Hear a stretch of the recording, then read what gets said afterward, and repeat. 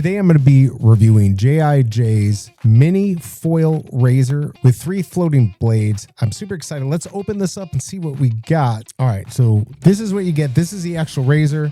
You're also going to get the power cord here and a little brush, and most importantly, a travel bag. Pretty nice too. So here's the razor. Let's go ahead and open this up and see. There you go. There are the 3. This is really small. 99% charge. I just got this. Look at that. That is really cool. All right. And then to open it, there's the 2 buttons on the side.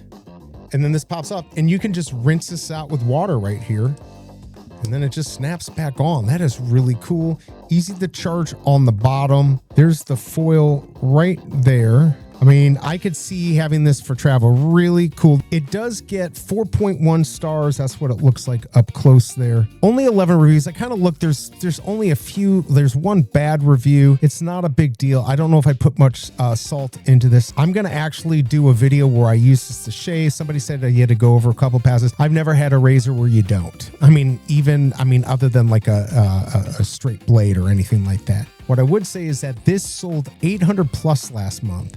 So for something, it's not very expensive, portable. I'm excited to give this a try. I hope this review helps, and I'll see you next time.